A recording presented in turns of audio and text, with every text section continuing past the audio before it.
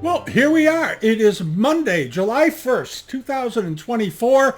And today I'm going to talk a little bit, just do a sort of a quick review of how the sale went at Sotheby's last week on the 28th in New York. They had an online sale, 5,000 years of China, 5,000 years. It was an interesting sale. It was a small sale. It was all online, and much of it was unreserved. And in a few places, the reserves didn't mean a thing. With or without them, the pieces did very, very well. And we've talked about reserves in the past. How I think they are the death. They are more often than not, weak-kneed sellers trying to make sure that they don't realize a loss, even though they're probably holding a loss, if you know what I mean. You have something you bought, you paid too much for it, and you don't want to, it isn't a loss until you take the loss. So I think sometimes people know they're way out over their skis on an object, and they put a big reserve on it so they don't have to deal with the reality of a loss of value or a mistake maybe when the piece was purchased for a high price. It's very hard to say. But at any rate, this sale did quite well, and we're going to go through some of the lots just to give you a sampling, talk about a few of the things we talked about last time when we did the preview. One of the things I wanted to talk about, though, was this vase, because I noticed there were one or two comments after the preview video went up that a number of people thought that this, because Sotheby's had dated this as an 18th or 19th century vase, that it wasn't, I had said it was probably a Kangxi vase because of the foot rim and the base, and it was sold by Chait Gallery in New York. And those of you who aren't familiar with Chait Galleries, they're one of the best Asian art dealers and longest operating Asian art dealers in the world. There's one in Japan that's been around a lot longer, and Marchant in London has been around as long as Chait. They're somewhat similar in what they sell, all top of the line stuff. But this to me is clearly not the bottom of a late 18th century vase, and the decoration on it didn't look it to me either. And keep in mind, this vase was only 7 inches tall. It was very, very small. And the slight changes and variations in the yellow, the tone of the aubergine, the shading of this green, all to me look very, very Kangxi. And I think that the audience, the bidders, agreed. It ended up selling for $7,200 for a 7 7.8 inches. So it was just a little under 8 inches in height. I think indicate that the consensus was that it is a Kangxi piece. It was nicely done. It looked to be in great condition, and that's it. And it doesn't mean that Sotheby's opinions of dating can vary wildly, and we've seen it when we see pieces. This is a little aside. We've seen it many times with pieces that are dated as being Sung to early Ming. Okay, that's a pretty big window of time. And jumps right over, includes the Yuan dynasty. There are lots of cases where you have pieces that say Yuan to Ming, and the piece turns out that it is Ming, and it's 200 years after the end of the Yuan. It's just part of the vagaries of dating. So sometimes it can be a little bit tricky. But anyway, this was a wonderful vase. It did fine. And then there was this. This was a very nice looking Kangxi bowl, and they gave it a very modest estimate initially for the sale of just what was it, $4,000 to $6,000, and I think it was largely due to the fact that it had this little hairline in the upper right-hand corner. It's an old line, obviously by the color of it, and a week or so in hydrogen peroxide would probably take that mostly out. You wouldn't be able to. It would still be there, but you wouldn't be able to see it nearly as much as this. But they left it in. Good on them for doing that. And it ended up selling. This did quite well. It ended up selling for $13,200, more than double its high estimate. So the hairline didn't bother people as much as maybe Sotheby's thought it might. These bowls in the past, we've seen them sell for 15, 20, 25,000.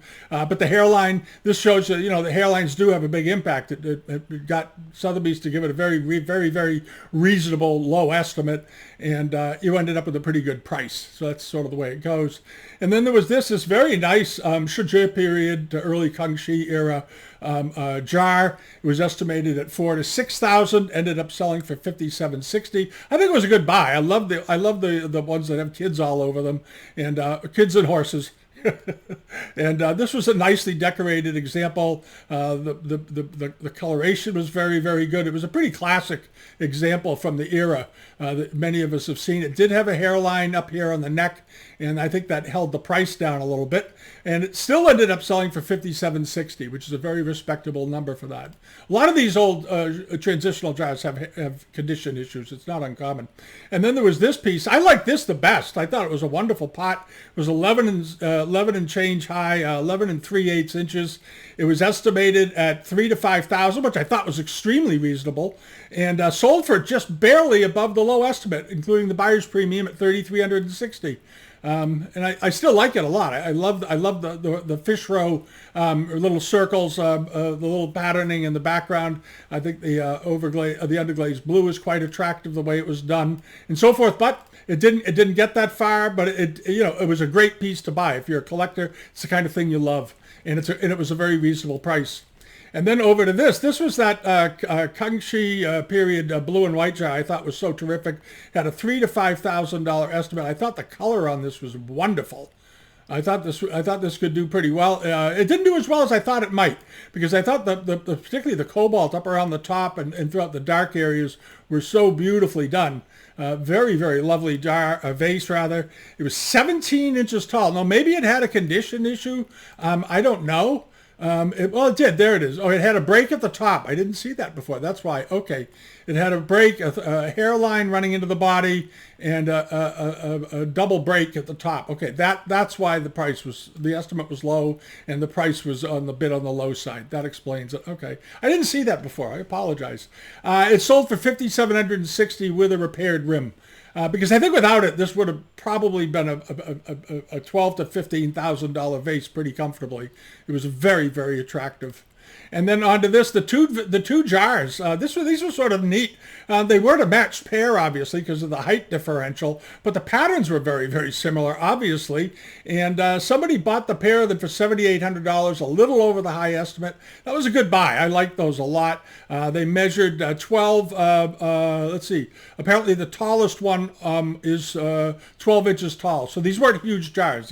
This one looks 12 inches. The one on the left looks like maybe it was 10 and a half or 10 inches or so, but very similarly potted, very attractive, and they look nice together. They're very complementary. And then over to, what's this mess? Okay, hold on.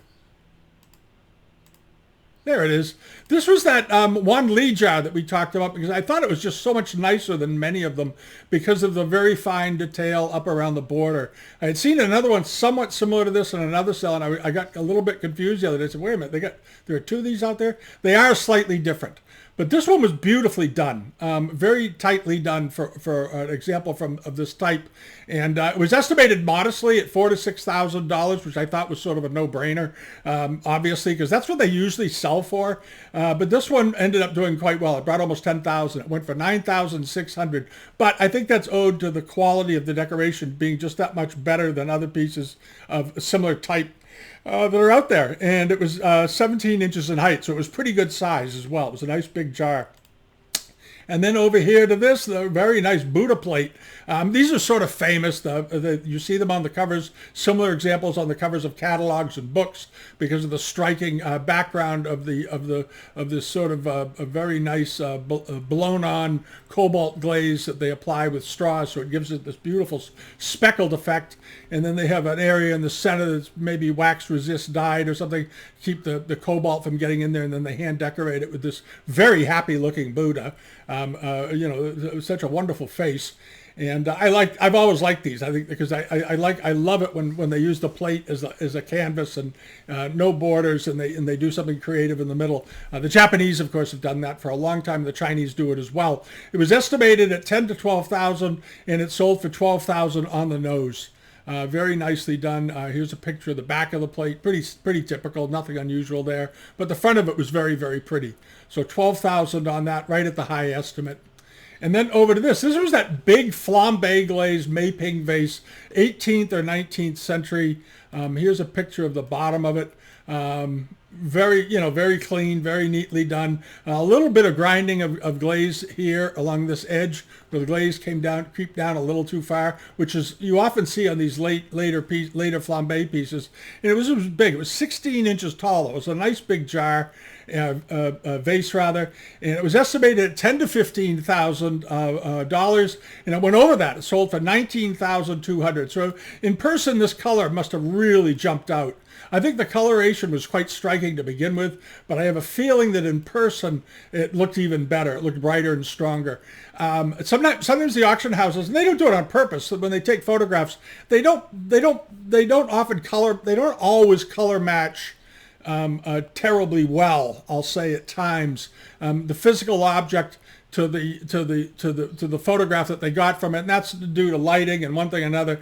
But the photographers have to remember to always look at the piece and look at the object and make sure that they're seeing on their monitors, especially with digital, it matches what they're seeing in real life. And it's not your white balance is off or something like that. There was an aside a few years ago. I had a fellow I knew who had a very nice Famille Rose big vase, 18th century vase coming up at Sotheby's. And I had seen the pictures that he had done, the transparencies he had done for it that were nailed it, perfect. And some other photographs he'd sent. So I had a very good sense of the color. And in the Sotheby's catalog, it looked like a different vase almost. He wasn't too. The vase ended up finally bringing around $500,000, but he was a little disappointed in the photography. And this was a few years ago, but it does happen. And they've got to pay. I know they're taking a lot of pictures, but they need to take a little bit of time to make sure they're color matching. Because digital cameras interpret colors strangely. And if you have a digital camera and you've ever tried to photograph an emerald or a sapphire, for example, you know what I'm talking about, because on some digital cameras, sapphires look like emeralds and emeralds look like sapphires. It's a strange color interpretation of the camera. So anyway, we move on. That was just a little micro rant for the day. Then over to this, the Lung Quan late Yuan to early Ming tripod sensor. I thought this was a wonderful example for, especially interesting for the person that isn't going to be able to, step up and buy an earlier Sung example that is going to cost a lot more, 5 or 10 times more. This was a very sweet little pot. It was beautifully done. It was in very nice condition all the way around. Nice thick glaze, good color. Had everything going for it. It was a nice looking little sensor. Even had a box. I'm not a big fan of boxes. I don't really care about them unless it's coming out of a major collection that's been well documented. In Asia, as you know, they mass produce these boxes to go with pieces all the time. Every auction of fakes you've ever seen, it seems, has a vase that's brand new with a box that implies that it's hundreds and hundreds of years old. It's sort of a deception. But this looked perfectly legit. And there's the side view of this. This was a nice pot, and it was estimated very modestly at $3,000 to $5,000. It went well over it, almost doubling the high estimate at $9,600. But it was very, very pretty. It was in beautiful condition, and I think that the age was good on it. So there you go. And then over to this Jun's blue glazed bowl Yuan to Ming Dynasty ended up selling for $3,360. There it is. And you may think back to Friday's video. We had there was I think the sale was the bottom sale, and they had the Junyao bowl and the Junyao saucer that sold for around $5,000, and the bowl was the more superior of the two. This one apparently didn't have a red splash in the middle like the one from Bonham's did. And this is a little coarser. This isn't as refined as the one that Bonham sold. And it brought $3,360. So I think the Bonham's deal was maybe a better value for the dollar, though there's nothing wrong with this bowl. It has I like rustic glazes. But I thought that this was a fairly strong price, but not a crazy price, and it was within the estimate. It was a little below the estimate, actually. It was not reserved. But you can. It's fun to go and look at examples that have come on the market to compare them. It's a good way to tune your eye too. So if you see this piece here, put it up on your screen on a tab and go over to the bottom site and pull that bowl up on the screen and truly compare them and look at them carefully to differentiate. But it's something we do all the time here. I'll tell you. And then there was this, the Zizhou Northern Sung jar I spoke about. I like this a lot. I think this was a great example, and it certainly was sort of a kissing cousin of the one that sold for $140,000 a few months ago at Christie's. It didn't bring anywhere near that because it wasn't the same caliber, but to the average collector, this was pretty close. You have to be really playing around in the top 1% of the Zizhou Sung Yuan, that market, to recognize, to spot the subtle differences that drove, that added $135,000 onto the price. But regardless, this was a beautiful example. I'm not knocking this piece at all. Estimated at $3,000 to $5,000. They were pretty much spot on with that. Sold for $4,800. But a nice example and at a very reasonable price, which is a great way to buy. And then over to this, a pair of I'm showing these. I didn't talk about them in the preview, but I wanted to show them once again, the irrelevancy of estimates and reserves. They were estimated at $5,000 to $7,000. They ended up selling for $22,800 with no reserve. They just sold. Why? Because they were nice. They were good looking, nice looking glaze. Great. I love the facial expression of the camels. It was a matched pair, and they had lots of detail, and they looked to be in quite good condition. They might have had a repair here or there somewhere. I don't see it, but overall, they seemed to be in quite good shape. And they were decent size. They were 16 inches in height. These weren't 6 or 8 inches or 10 inches or something. These were good sized camels. $22,800. Good buy. Those are nice. And then over here to the robes, the silks. The silks all did pretty well, I think. This one was estimated at $6,000 to $8,000. This apricot ground example, 19th century. It looked to be in overall pretty good condition from top to bottom. And what that is? Oh, I'm shedding a hair.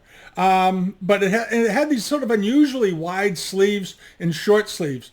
And they did foreshorten sleeves and change them and modify them over there. And Westerners would buy them and have this and take them to a seamstress and have the sleeves changed. If they got sent to Tibet, if they sent robes to the Tibetans, they would tear the robes down and remodel them completely for their own taste, for their own purposes. But this was a nice one, and ended up selling for $9,600, $1,600 over the high estimate, which was fair, very reasonable estimate, $6,000 to $8,000. We see them sell for that, on eBay and live auctioneers all the time if they look authentic. And then over to this, the agarwood Chen Shenmu Landscape Libation Cup. It's agarwood. And agarwood, as I mentioned before, is one of the rarest woods there is in Asia. It's extremely rare, extremely desirable. It grows on a tree that doesn't get particularly big at times, so finding larger pieces of agarwood carvings is pretty rare. There were a number of these that have sold in the past, and they've sold for less. This one did very well. I found a couple that had sold for $5,000 to $6,000 that were quite similar in form within the last 2 years. This one did a lot better. This was estimated at $6,000 to $8,000, and it brought $9,600. But I thought it was a very nice example. I have to say, beautiful wood carving, beautiful. I love the pine trees on the back. The way they did them, very, very nice. And obviously it hasn't been refinished or messed around with. A nice old surface. And old surfaces are worth something. If you see a brush pot that's been stripped down and refinished, it's not nearly as inviting and as elegant as an aged example with a good patina that's 200 or 300 or 500 years old. It just isn't quite as nice. But this is a nice one. This was a nice one. And then the brush rest. This was, I thought, an inkstand rest. It was very, very nice. It was made from bamboo, 18th century, estimated at $3,000 to $5,000, but it was being sold unreserved.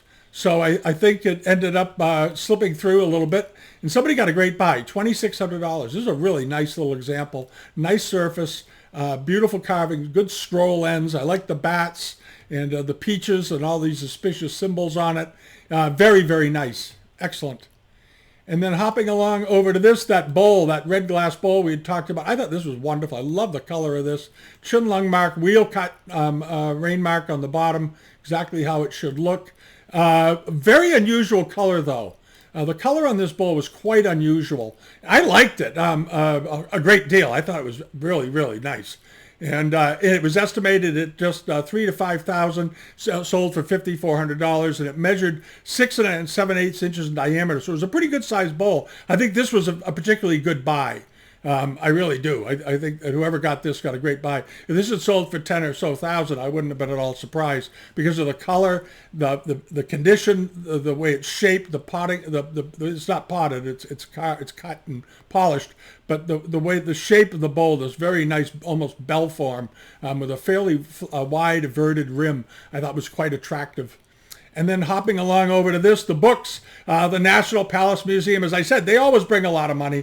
They were estimated at 3,000 to 5,000. I think we speculated it'll probably go over that, and it did. It went for 7,200. I had the chance to buy a set of these years ago, and I didn't grab it because at the time it seemed like an awful lot of money, and it just shows you how great books can be. Now, I was talking about books, and I've noticed lately the price of books has become a little bit soft on reference material. And I think a lot of it is because people aren't reading them anymore. People are not reading these Asian art books and these great catalogs that are out there that have been written, especially in the last 30 or 40 years, that are unbelievably informative. And I just want to re-urge, if you are trying to learn this stuff and you're not building a significant library of hundreds and hundreds of books, you are going to have a really hard time spotting copies and fakes and understanding their origins and recognizing things right away that you should be able to recognize. So again, I know they can be expensive at times, but if you have the chance to buy some great reference books in an area that you're interested in, it will provide you much more information than you're ever going to get off the internet. I can guarantee you that. Guarantee it. All right. So anyway, this was a result of, that was another, I guess I'm ranting a lot today. It must be Monday. I'm wound up. I hope everybody had a great weekend. Last weekend, it was kind of cloudy around here, but we had a good time. And for the next couple of months, it's going to be pretty quiet in the auction market. Rob Michaels has a sale wrapping up starting, I think, tomorrow. So got some nice looking lots in there. There's a few sales on the global member pages still. A lot of sales closed over the weekend. And a lot of people, as you know, especially in Europe, they take July and August. They take time off to go camping and traveling and visiting families and whatnot. So you're not going to see a lot of auctions appearing on the internet between now and probably mid-August. You'll see the regular flow of things, of course, and there'll be auctions in the U.S. with estate sales and so forth. So some good things will no doubt turn up throughout that time. We'll be looking for them. But there will be less material there. And then in September, as happens every year, as we've all seen year after year doing this now, everything comes rushing back. There are already some auctions listed on Sotheby's website, Christie's website. There's no material there. It's just previews, short previews and a few notes on the sales. But they're obviously getting ready to line up some auctions. So be ready for that. And in the meantime, look around for bargains. Those of you that use the Patreon page saw what I put a post up yesterday of something that I had bought at two things I bought over the weekend on a left bid. I always say, just leave a bid. Just leave a bid. It doesn't cost you a dime unless you get it. And if you get it for the bid you left, maybe you grab a bargain. Over the weekend, I got two incredible buys for one of them for $10. And I'll talk about, when I get them, I'll talk about them a bit and show you what happened. But there are opportunities out there. And you'll also find that as you collect, the more you learn, the less money you need. And that's simple. That's a simple fact. Knowledge is money. And if you learn the area of interest particularly well, you will see things that other people don't see in places you don't expect to see them, just because you know. And I have to just say that if you want to build a fantastic collection that you really love, that's how you do it, and you do it without going into Chapter 11 to make your purchases. All right, that's it for the day. Have a wonderful rest of your day. I'll be back later in the week with another video. We'll do the weekly video on Friday. I'm trying to get the other foot rim video in, and I'll post it as soon as it's done. We're still gathering some pictures. I'm trying to find a couple of pictures in particular that I've seen. I'm going to try to relocate them and save them because they were so well done. But we'll get it done, and I hope you liked the first one. And see you all very soon. All right. Bye-bye, everyone. Bye-bye.